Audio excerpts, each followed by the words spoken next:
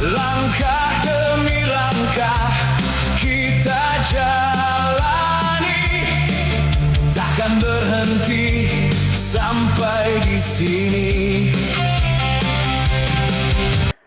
Assalamualaikum saudara sebangsa setumpah darah, para pecinta sepak bola, wabil khusus pecinta tim nasional Indonesia.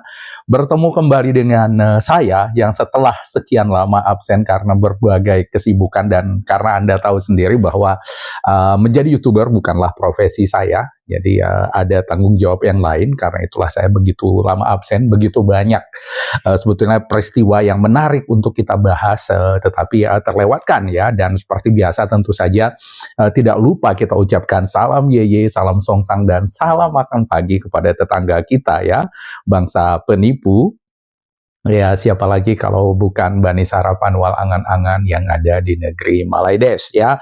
Ya, sebagaimana sudah kita ketahui bersama kemarin, hari ini adalah hari yang membahagiakan bagi kita semua ya, karena tim nasional kita beraksi kembali dan kembali ke penampilan terbaiknya ya, di bawah asuhan pelatih coach John Hartman ini ya. Tim kita baru saja membantai Oman dengan skor 3-0 ya. Tim yang di babak kualifikasi Piala Dunia, pra Piala Dunia ya, kemarin ketika bertemu dengan Malaides itu istiqomah memberikan kekalahan 0-2 kepada Malaides, itu baik di sesi tandang maupun kandang ya. Mereka istiqomah memberikan kekalahan 0-2 kepada tim yang akan memperkuat planet bumi untuk pertandingan antar galaksi, bahkan memperkuat Bima Sakti, galaksi Bima Sakti ya, di pertandingan antar galaksi tadi, karena mereka mewakili dari 6 benua ya, pemain-pemainnya itu. Nah, tetapi tim yang begitu perkasa, begitu tak tersentuh di hadapan Hama Kuning ya, Hama Kuning tim PBB ini ya, the Defender of the Earth, itu seolah-olah menjadi tim yang baru belajar main bola di hadapan tim nasional Indonesia kemarin. Kita lihat ya, dengan tidak memberi nafas, tidak memberi ruang kepada Oman ini yang merupakan salah satu tim elit di Arab ya, di tanah Arab.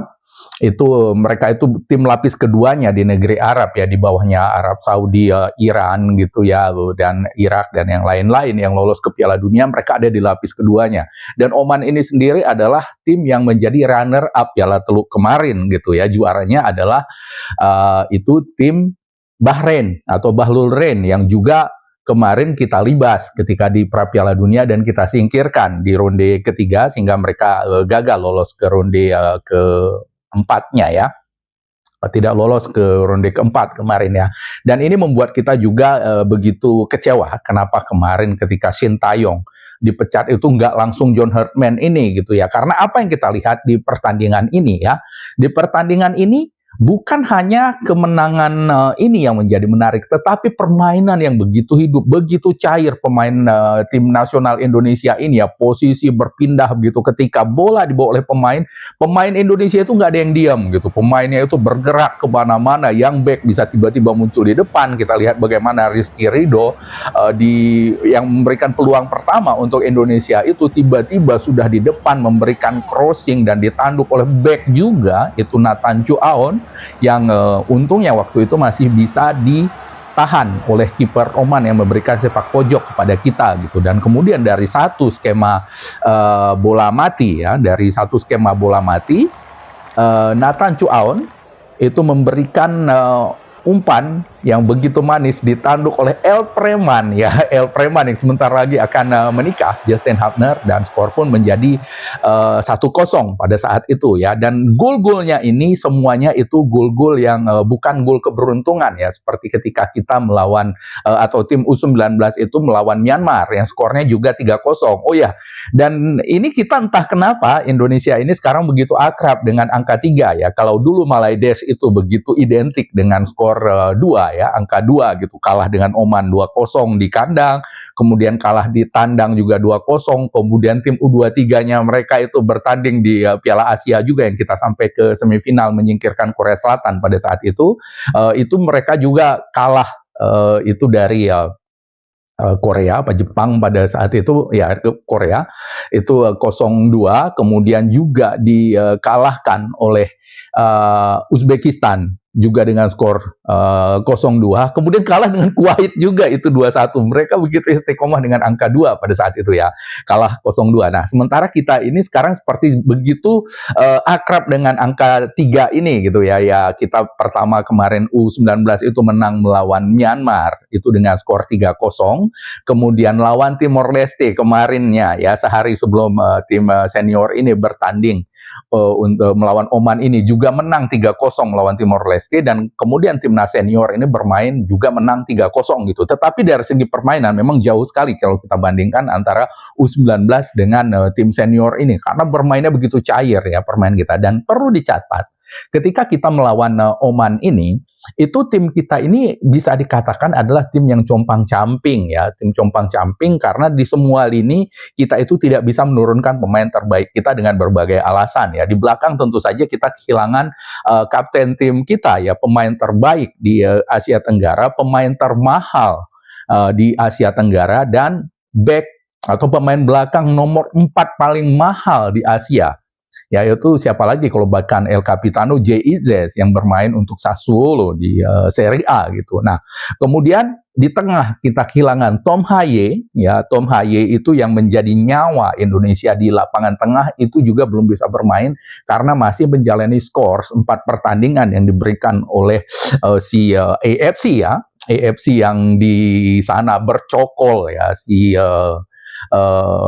Malaides itu ya, dari John Paul Windsor itu di sana memberikan skor 4 pertandingan untuk Tom Haye untuk tidak bisa bermain gitu, sehingga kita kehilangan juga nyawa di lini tengah. Dan di depan kita Miliano Jonathan itu mengalami cedera kemarin, dicederai oleh pemain Bulgaria ya sebelum pertandingan kita melawan Bulgaria kemarin, dan belum juga bisa dimainkan untuk saat ini. Nah, tetapi dengan skuad yang compang-camping ini pun kita sudah menjadi terlalu kuat untuk Oman di pertandingan tadi malam ya. Terbukti di babak pertama ketika kita tampil dengan tim pilihan pertama ya, pilihan terbaiknya itu minus Calvin Verdong ya. Calvin Verdong tidak dimainkan karena dia baru nyampe juga dari Prancis, baru diturunkan di babak kedua oleh John Herdman.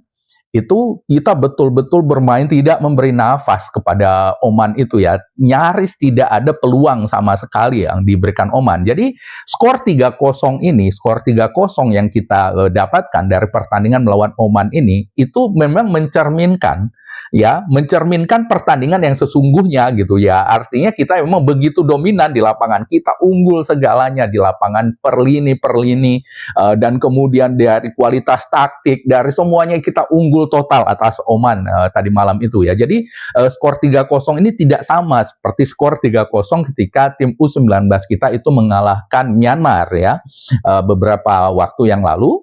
Di pertandingan pertama itu skornya memang 3-0, tetapi secara permainan sebenarnya kita itu nggak begitu dominan melawan Myanmar itu, karena Myanmar pun sebenarnya melawan juga gitu, sangat melawan dan mengancam beberapa kali, tetapi mereka sial penyelesaian yang buruk gitu, dan kemudian 3 golnya itu juga itu berawal dari kesalahan pemain Myanmar yang kita lebih efektif saja waktu itu ya. Jadi itu tidak mencerminkan jalannya pertandingan ya ketika kita melawan Myanmar, tetapi nyatanya kita memang unggul 3-0.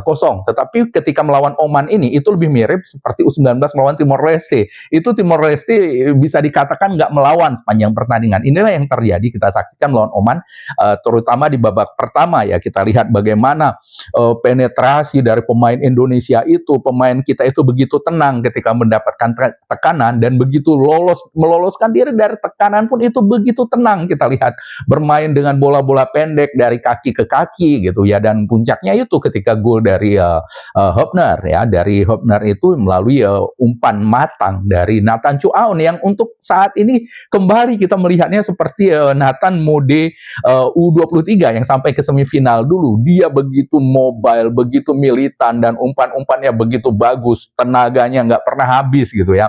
Kita seperti menyaksikan Nathan yang itu kembali ya, dan sekarang dia kembali ke Eredivisie membawa timnya Willem II Tilburg itu berhasil lolos kembali ke Eredivisie. Di sana kita lihat itu bermain sangat bagus Nathan ini. Dan ini yang kita saksikan ya, meski tim ini compang-camping. Dan kemudian di belakang, apa yang kita lihat itu Elkan Baggett itu begitu sempurna menggantikan peran dari Jay Itzes di sana gitu ya. Dia begitu nyaman dengan posisinya itu sebagai back tengah ya, di 3 back tengah sejajar itu di posisi tengah. Karena sebelumnya kita saksikan bagaimana Elkan ketika ditempatkan di posisinya di back tengah di posisi kiri ya, back tengah posisi kiri ya, posisi yang biasanya ditempati oleh Justin Hubner di tim nasional itu dia itu menjadi kagok ya ketika melawan Saint Kitts and Nevis misalnya ya, beberapa kali diterobos dari sisinya dia. Tetapi ini tidak kita lihat ketika melawan Oman, itu dia betul-betul begitu tenang, pemain lain juga di belakangnya. Elkan begitu sigap juga, itu kita lihat bagaimana ketika Oman mendapatkan penalti bisa ditepis oleh Emil Audero, Elkan begitu cepat untuk menyapu bola keluar seperti itu. Jadi dia itu kita tidak lagi khawatir seandainya Jay Itzes mengalami cedera gitu. Kedalaman skuad kita ini memang luar biasa, terutama di lini belakangnya ya, di lini belakang ini. Jadi beda dengan di depan ya, kita itu kelimpungan kalau misalnya oleh Romney hilang gitu. Aduh, itu yang terjadi ketika kita di ronde keempat kemarin ya, ketika Oli Romney tidak dipasang oleh Patrick Kluivert di babak pertama gitu ketika melawan Arab Saudi, itu kita betul-betul keteteran gitu, kelimpungan. Tetapi di belakang kita itu begitu dalam skuad kita itu. Dan Elkan ini sendiri kalau nanti masih tetap tidak dipinjamkan oleh Ipswich Town, itu akan menjadi pemain Indonesia pertama yang berlaga di Premier League di Liga Inggris ya, kasta tertinggi Liga Inggris gitu. Meskipun kemarin ketika di Championship Elkan tidak banyak diturunkan, tidak banyak diberikan menit bermain, tetapi tetap saja dia itu akan menjadi tercatat menjadi pemain Indonesia pertama yang bermain di Premier League. Dan Elkan ini bukanlah pemain naturalisasi ya, dia itu sudah menjadi WNI sejak lahir. Nah, ini yang kita lihat begitu solid kemarin di belakang. Jadi ini membuat gentar, pastikan membuat gentar calon-calon lawan kita nanti di Piala Asia ya. Dan meskipun katanya kita itu berada di grup neraka, itu sama seperti ronde ketiga kemarin kita berada di grup neraka. Justru yang membuat grup itu disebut grup neraka dengan kehadiran Indonesia di sana gitu ya. Dan kita lihat ya, kemarin saya nggak sempat membuat video, tetapi saya membaca juga bagaimana komentar-komentar dari netizen dan pecinta sepak bola Thailand ketika mereka mengetahui bahwa Indonesia itu satu grup dengan Thailand itu di Piala Asia, itu mereka itu langsung pesimis melihat peluang mereka gitu ya. Aduh, ini grup kita sama Jepang, sama kotor, kemudian sama Indonesia, begitu dalam pikiran mereka gitu ya. Karena apa? Memang grup kita itu di Piala Asia nanti itu berat sekali ya. Jepang ya kita udah susah bahas lagi. Jepang seperti apa, dia mengalahkan Inggris, mengalahkan Brazil, level mereka sudah di situ Jepang ini. Dan kemudian kotor, itu pemain tim paling kotor di Asia ini gitu ya. Mereka itu curang, menghalalkan segala cara untuk bisa lolos. Kita masih ingat bagaimana di Piala Asia U23 yang kita sampai ke semifinal itu ya, mereka mengkartu merah Ivar Jenner gitu, kemudian VAR dimainkan seperti itu ya. Jadi itulah yang kita hadapi. Nah, kemudian tinggal Thailand ini. Dan ini juga terbukti ketika Thailand itu bertanding juga di hari yang sama dengan kita, mereka melawan Kuwait ya, masuk tim lemah sekarang ini di kawasan Teluk atau di kawasan Asia Barat ini. Dan dengan Kuwait pun mereka hanya bisa bermain 2-2 gitu ya, dan tidak begitu dominan juga mereka itu ketika melawan Kuwait, berbeda sekali dengan kita melawan Oman. Dan itu membuat Thailand semakin pesimis untuk menghadapi Piala Asia ini ya. Tetapi kita sekali lagi, kita ini bukan Malaides, jadi nggak boleh jumawa ya. Dan kita nantikan pertandingan melawan Mozambik nanti. Nah, kemudian kita lanjutkan lagi gimana pertandingan tadi. Itu kita lihat bagaimana gol pertama itu ya, bagaimana didapatkan melalui skema bola mati. Dan kemudian gol keduanya itu melalui true pass ya, yang dilepaskan oleh kalau tidak salah itu Kevin Dix. Itu kemudian dari belakang dulu, kemudian disundul oleh Kevin Dix, disundul oleh pemain Oman, tetapi itu tidak sempurna sundulannya, jatuh ke belakang Dan Ole Romney, di sini kita lihat Ole Romney ini betul-betul menunjukkan ya naluri predatornya itu, naluri membunuhnya itu memang belum ada pembandingnya untuk di Indonesia ini ya. Dengan peluang seperti itu dijepit oleh dua pemain Oman, Ole bisa meloloskan diri dan melepaskan tendangan yang terukur ya ke sebelah kiri gawang dari hadapan kita, atau sisi sebelah kanan dari penjaga gawang Oman ini, dan menjadi gol kedua untuk Indonesia. Dan gol ini sangat mirip dengan gol yang dicetak oleh Arkan Kaka ya. Arkan Kaka itu ke gawang Timor Leste, itu begitu juga, mendapatkan bola kemudian dia tendang dengan keras ya, naluri seorang predator, itu gol kedua gitu. Nah, kemudian Oman bisa dikatakan tidak ada serangan mereka yang berbahaya karena begitu solidnya lini belakang kita, dan ditambah juga di lini tengah Ivar Jenner yang sekarang bermain untuk Dewa United, dan Joe Pelupessy itu bermain begitu solid dan disiplin. Mereka itu jarang naik ke depan, begitu disiplin di posisinya. Itu untuk menjadi pemotong bola pertama sebelum sampai ke belakang ya, dan juga menggantikan posisi pemain-pemain belakang kita yang rajin sekali overlap ya. Contohnya Rizky Ridho itu sepertinya lebih banyak di depan dia daripada di posnya di belakang. Kita lihat bagaimana umpan matangnya kepada Nathan Chuaon di babak pertama itu menjadi peluang pertama untuk Indonesia, menjadi shot on goal pertama Indonesia dengan sundulan Nathan yang sayang sekali masih bisa ditahan oleh kiper dari Oman. Itu adalah umpan dari Rizky Ridho gitu, dan beberapa kali juga Rizky Ridho bermain, dan kemudian permainan itu begitu cair, kita lihat ya, berganti posisi pemain kita itu. Tetapi untuk dua di tengah ini, Ivar Jenner dan Joe Pelupessy itu disiplin di sana, terutama Joe Pelupessy ya, karena dia itu memang gelandang jangkar gitu, atau gelandang pengangkut air gitu istilahnya. Joe Pelupessy ini itu membuat tim nasional Indonesia ini begitu aman. Ya, sampai kemudian satu-satunya peluang Oman yang betul-betul bisa dianggap peluang di babak pertama ini adalah penalti tersebut ya, yang kali ini Justin Hubner yang menjadi hero, nyaris menjadi hero to zero pada saat itu, karena dengan tackle yang terlambat di kotak penalti membuat wasit menunjuk titik putih ya. Tapi untungnya kemudian pemain Oman ini gagal mencetak gol gitu, dan kemungkinan bisa gagal mencetak golnya itu terlihat mereka itu seperti keder melihat nama-nama besar di Indonesia ini ya, dan mereka mungkin sering juga menonton Serie A, bagaimana Emil Audero, pemain dengan save terbanyak di Serie A musim ini bersama Cremonese, kiper Como yang akan berlaga di Liga Champions pada musim depan ya, itu berhadapan dengan itu pemain-pemain biasa mungkin akan gemetaran, dan inilah yang terjadi kita lihat ya, dan dia tidak fokus menendangnya, dan kemudian bisa diblok oleh Emil Audero, dan kemudian disapu oleh Helkan Beger. Dan ini juga menjadi catatan ya, di dua pertandingan terakhir Indonesia selalu mendapatkan atau menderita hukuman penalti ketika kita kalah melawan Bulgaria. Itu juga yang terjadi ketika kalah Bulgaria, itu penalti ya, meskipun pada saat itu meragukan juga tackle dari Kevin Dix pada saat itu, sekarang dari Justin Hubner. Tetapi kali ini kipernya sama-sama Emil Audero, bedanya kali ini bisa ditepis gitu dan menjadi clean sheet kembali tim nasional kita ini ya. Dan ini yang terjadi. Nah, posisi kiper ini juga kita lihat menarik. Bagaimana ya? Dulu siapa yang bisa membayangkan di Indonesia ini? Siapa yang bisa membayangkan kiper Ajax Amsterdam, ya tim terbaik di Belanda, itu kita cadangkan. Ya, siapa yang berani membayangkan? Dan inilah yang terjadi saat ini di posisi kiper kita ya.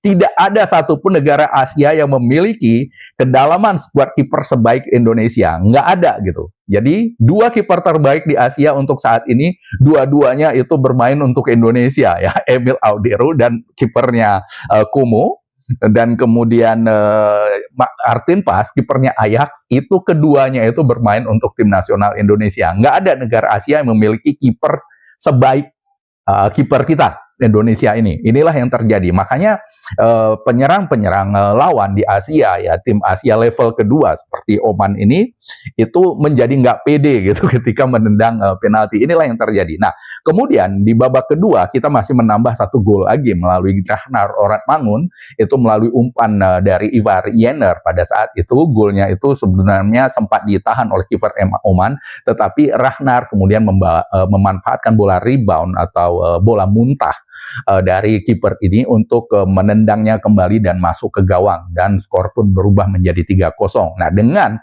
skor 3-0 ini, coach John Hartman pun itu menjadi nyaman untuk mulai bereksperimen, mengutak-atik pemain gitu ya. Jadi pemain-pemain yang bermain di babak pertama ya, itu kemudian diganti ya, misalnya seperti, dan ini menarik ya bagaimana pergantiannya itu ketika John Hartman itu memasukkan Donitri Pamungkas, itu yang dikeluarkan justru Justin Hubner ya, Justin Hubner yang dikeluarkan. Nah, posisi Justin Hubner pada saat itu digantikan oleh Kevin Dix yang tadinya itu adalah wing kanan ya, atau sayap kanan, fullback kanannya kita yang sering maju ke depan, itu ditarik ke belakang untuk menggantikan posisinya Justin Hubner. Dan kemudian di posisi kiri ditempati oleh Donitri Pamungkas ya. Dan masuknya Donitri ini itu menghidupkan permainan. Dia udah memang menyatu dengan tim ini. Bagaimana kita lihat satu tendangan keras dari luar kotak penalti, Donitri itu nyaris mencetak gol, tapi kiper Oman terbang untuk menepis bola tersebut, langsung shot on goal pada saat itu. Dan kemudian diganti pemain-pemain lain, Oli Romney dikeluarkan, kemudian diganti dengan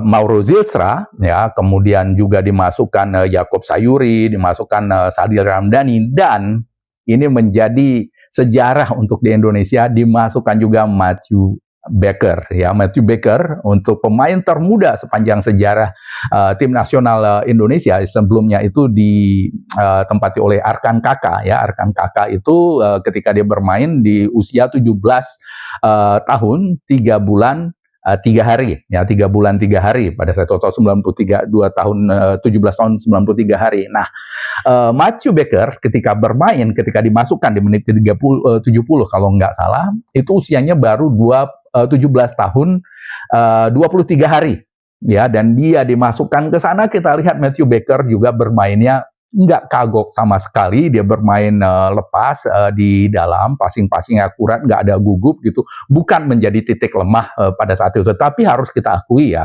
ketika pemain-pemain ini diganti oleh John Hartman, itu keseimbangan tim kita itu tidak sebaik di babak pertama lagi gitu ya. Ada berbagai peluang yang didapatkan Oman, atau Oman berhasil menembus pertahanan Indonesia beberapa kali ya setelah pergantian pemain ini ya. Tetapi Oman pun kita lihat, meski mereka itu menyerang, mereka itu nggak lepas juga menyerangnya ya. Karena apa?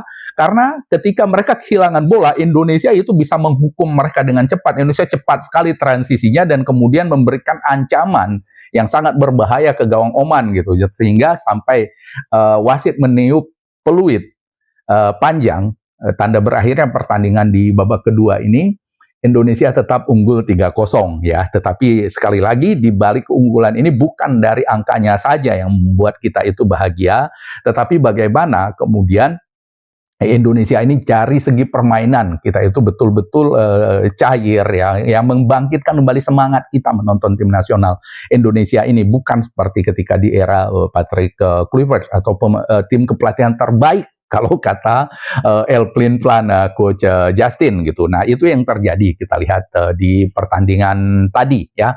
Jadi seperti itu ulasannya. Nanti kita bahas lagi di pertandingan berikutnya ketika melawan Mozambik, yang sebagaimana disampaikan oleh coach John Hartman, dia tidak akan banyak mengubah susunan pemain karena sepertinya dia sudah paten dengan susunan pemain kali ini yang didominasi pemain diaspora. Kita tidak melihat nama-nama pemain lokal seperti Egy Maulana, kemudian juga Ricky Kambuaya, itu tidak ada di dalam tim ini ya. Di sini John Hartman juga membawa skuad yang ramping, hanya 23 pemain, dan kemudian menjadi 22 karena Marcelino Ferdinand mengalami cedera pada saat itu. Dan di dalam tim ini juga kita lihat ada Mitchell Baker dan juga ada Luke Vickery yang meskipun tidak dimainkan tetapi mereka berbaur dengan tim yang lain karena naturalisasinya itu, proses naturalisasinya belum selesai ya, mereka itu tetapi sudah berbaur dengan tim lain. Dan juga kita melihat Miss Hilgers yang belum sepenuhnya sembuh dari cedera tetapi dia juga bermain. Dan ini yang saya tunggu juga, bagaimana nanti John Herdman ini untuk memanfaatkan ya, atau bagaimana mengolah potensi dari pemain kita ini, dari Miss Hilgers ini, karena dari dua pelatih sebelumnya baik Shin Tae-yong maupun coach Patrick Kluivert, kita belum melihat keduanya itu belum mampu mengeluarkan potensi yang dimiliki oleh Miss Hilgers gitu ya. Mudah-mudahan nanti John Herdman ini mampu mengeluarkan potensi dari Miss Hilgers ini.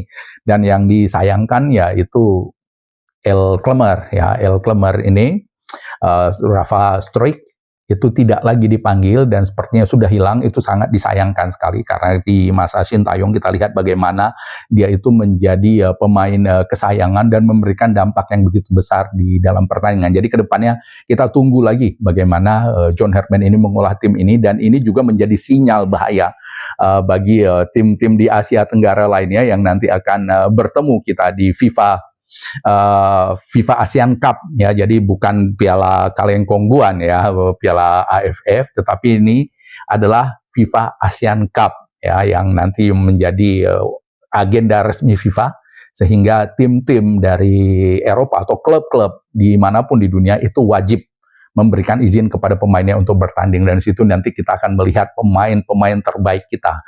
Dan mudah-mudahan Jesus juga sudah selesai ini ya, sudah sembuh dari cederanya, Emiliano Yonatan juga, dan kemudian Dan James nanti bisa bermain. Kita lihat nanti bagaimana tim terbaik kita melawan tim-tim ASEAN, dan mudah-mudahan ketemu dengan Malaides yang omongnya besar, yang sebenarnya sekarang untuk konteks sepak bola udah nggak perlu kita bahas lagi ya, karena mereka itu sudah menjadi sampah beneran saat ini. Bahkan untuk di Asia Tenggara pun mereka sudah di bawah Filipina dari rankingnya. Kemudian di FIFA Matchday kali ini pun mereka nggak bermain, seolah-olah udah hilang semangat mereka itu bermain bola ya, sudah menjadi sampah. Jadi untuk konteks sepak bola mereka itu sudah menjadi badut lah sekarang ini, untuk bahan olok-olok kita aja gitu ya.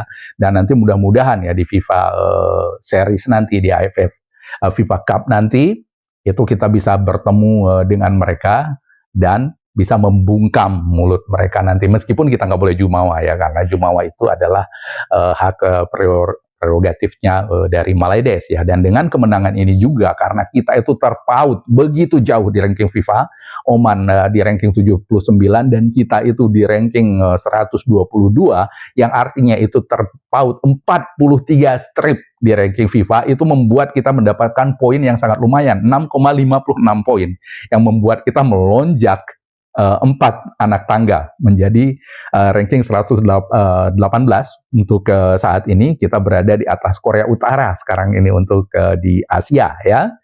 Jadi demikian video kali ini dari saya. Assalamualaikum warahmatullahi wabarakatuh dan merdeka.